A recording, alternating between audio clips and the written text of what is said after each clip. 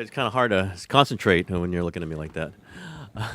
Draymond, how do you just kind of go through this day when you know there's Jonathan's not here and don't know when he's going to come in? You have some other guys coming in.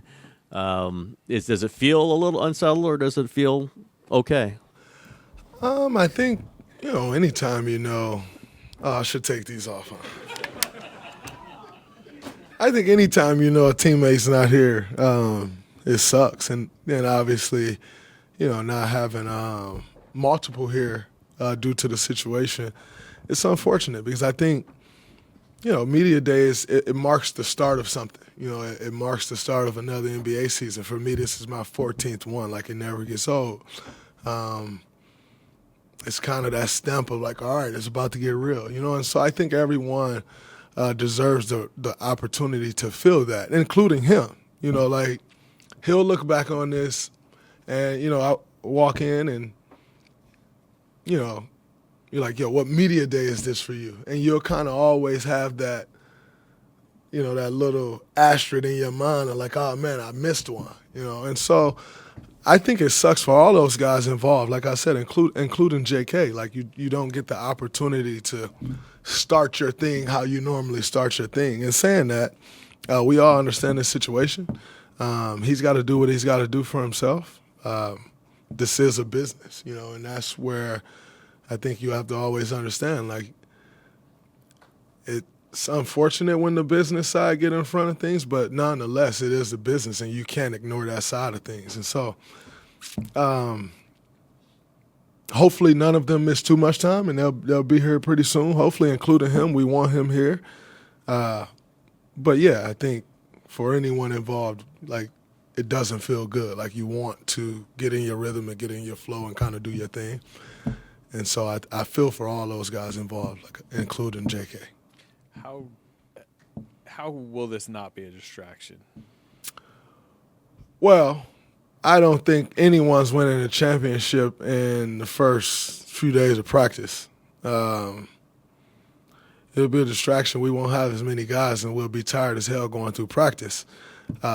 That'll be a distraction, and that'll suck because as a vet, you usually can kind of slide to the back like, yo, let them guys go and get a couple more reps. You don't kind of get that privilege. So that will suck. But as far as like it being a distraction, I don't expect this to go on too much longer. But like, you have injuries during the season. You must go on with the guys that you have. You have different situations. People have kids. People do this thing. That thing happens. Family members get sick. You get sick. Like, just different things happen throughout the season, and you must go on. It's no different right now. Draymond, you obviously know Jonathan. You talked to him. Do you think he still wants to be here? I think anyone should want to be in the franchise that they started in. And so do I think he still wants to be here? I do think he still wants to be here. And he said that to me, that he still wants to be here. When you're still with the franchise that drafted you, I don't care what has happened. You don't just throw that in the middle of the ring and say, hey, somebody else go take it, because you never get it back. Once you move on to the next franchise, I'm thankful. I'm going into year 14 with the same. I've never had to experience that, but I've seen people go through it. It's never the same.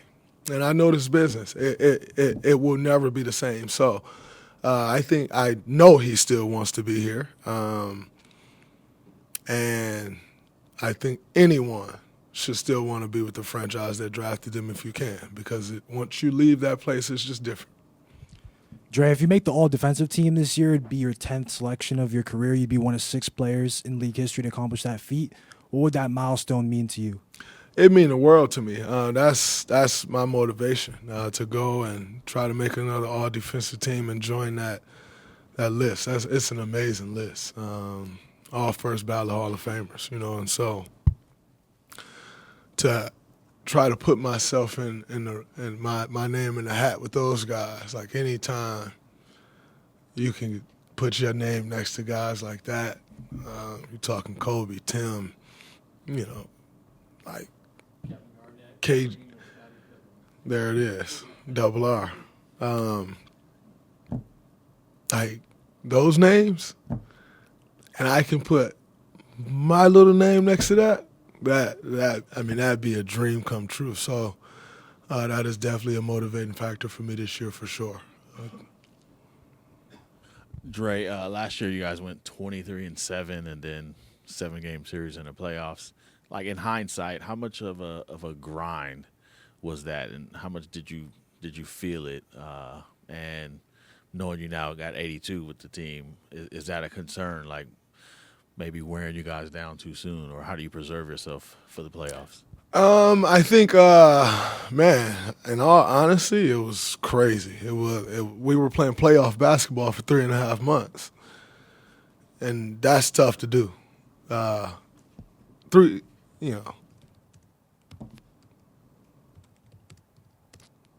Plus the playoff basketball we played.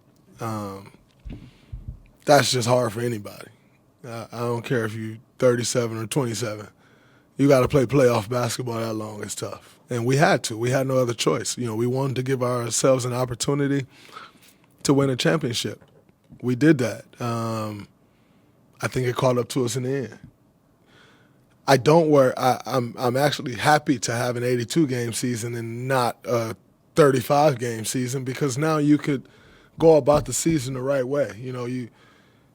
We don't dig ourselves that huge hole, and we're not playing playoff basketball for 3.5 months, and so this gives us an opportunity to not dig ourselves in a ditch and then try to fight and claw our way back out. And that's how you manage an 82-game schedule. You do what you got to do. You take care of business, and then you allow yourself to get through the season however it is that you need to get through the season.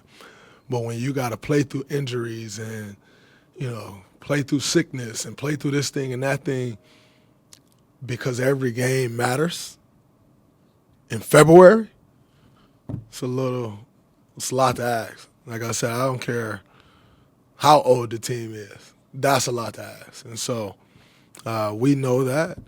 Like I said, I think it definitely caught up to us at the end. But I worry very little about an 82-game season, because it gives us an opportunity to now have our team set and go about the season the right way, and give ourselves a grace and the cushion that you need in order to be successful in the end. Steve said at exit interviews that he wanted you to play a little bit less center, maybe more power forward. For you, what is the difference on your body between playing center and playing power forward at this stage of your career? When you're at center, you're involved in every single play, because you're anchoring the defense. You are the last line of everything, so there is no break. Like, you are at the forefront of everything, and that can be a lot at times. I'm never one that's going to turn the opportunity down, because if you turn the opportunity down, you maybe turn the opportunity at minutes down. And I still love to play this game and compete and help my team win. In an ideal world, I would love to play more 4. It's my natural position. That's how I became who I've become at that position. But nothing's changed about me at this point. I will always be willing to do whatever the team needs me to do, and whatever shoe that I need to wear, if it fits, I'm gonna wear it. And so, in an ideal world, yeah, I'll play more 4. Am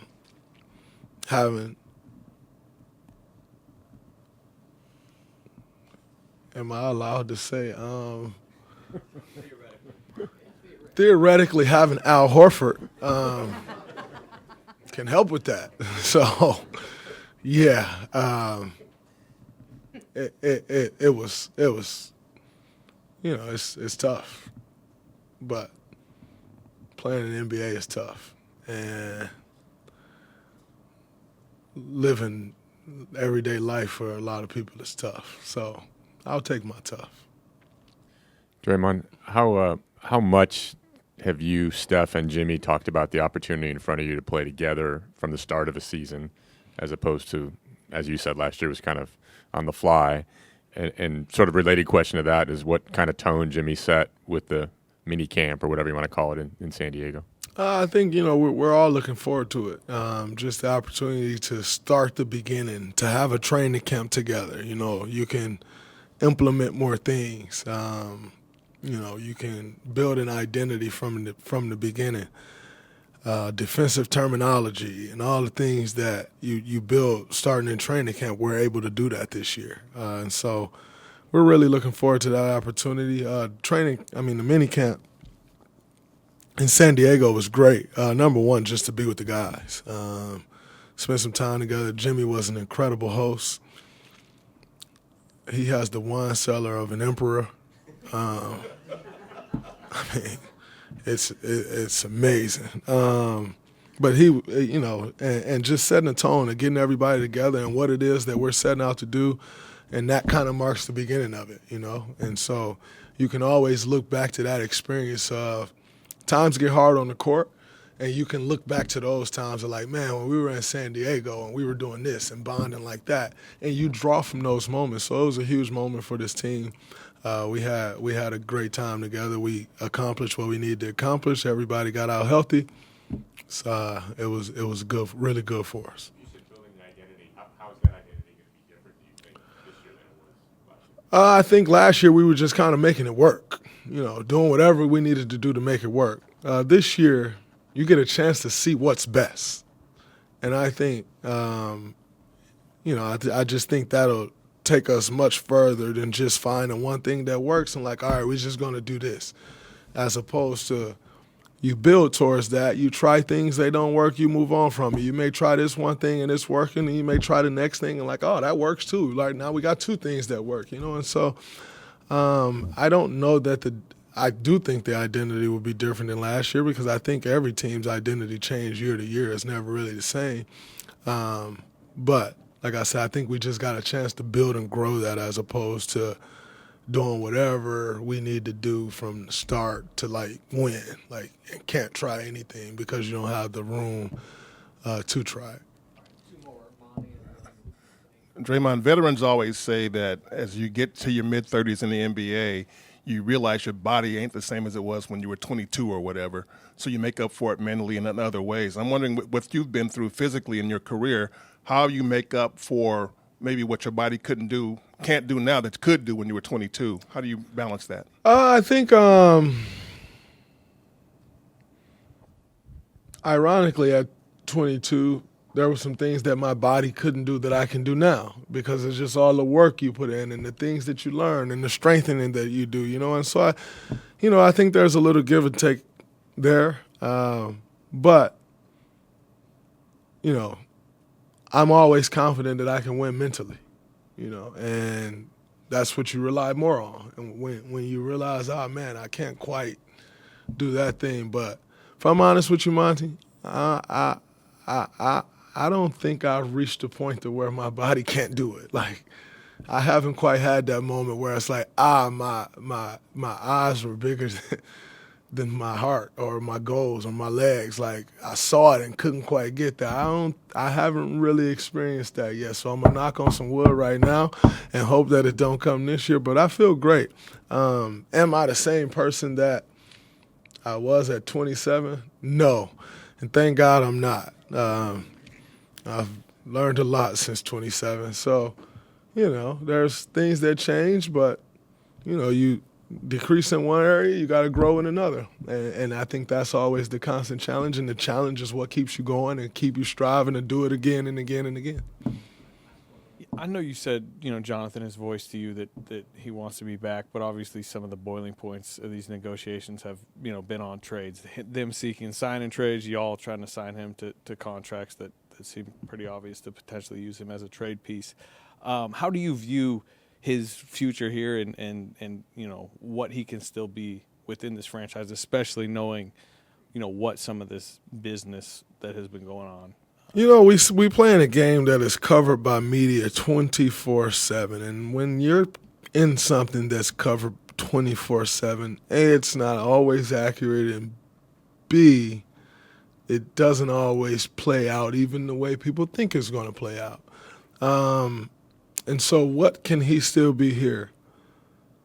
Exactly what he set out to be here, because I know for certain he has the full support of his teammates to be that. And I don't think this franchise or organization would still be doing what they're trying to do if they didn't believe that, And so I saw Kevon Looney fourth-year option get declined, and he spent 10 years here. So, contract negotiations are never pretty. My first contract negotiation, I thought I was about to get a contract, and they told me no, and I had to reach out to another team. And then they showed interest and got the contract done. 2 years ago, I thought it was over. I thought I was out of here. Here I am going into year 14. So, just because a contract negotiation didn't go beautifully does not mean it's the end of the road. And a contract negotiation that went beautifully don't mean it's the beginning. It could be the end. So I take every day for what it's worth in this league. That's what I try to tell my young guys. That's my message to Jonathan. A contract negotiation is a contract negotiation for a reason. It's one side trying to get the better of the other side. And when you're trying to do that, just like in a basketball game, tempers flare, things get heated. Sometimes people get kicked out of the room. Sometimes people walk back in the room. That's just how it goes. And so this isn't the first contract negotiation that's went longer than everybody expected and that went different than the team wanted it to go or much different than the player wanted to go. It ain't the first one, and it's by far the last one. We will see this over and over again in this league because ultimately it's a business and you're trying to put your business in the best position to be successful. And we are individuals that when you go to the negotiation table, you don't go to the negotiation table with the team. You go to the negotiation table with your team, by yourself. Meaning you got to try to do what's best for you. And that's what Jonathan is doing, and that's what he deserves to do. You work your tail off to get to the NBA. You earn the right to go negotiate. If he didn't earn the right to go negotiate, they still wouldn't be negotiating with him. And he wouldn't be negotiating with them. So these things happen. You move on from them. He signed a contract, come out and play great. Everybody will forget and move on. That's the world we live in. So, yeah, that's kind of my take on it. No doubt. No problem.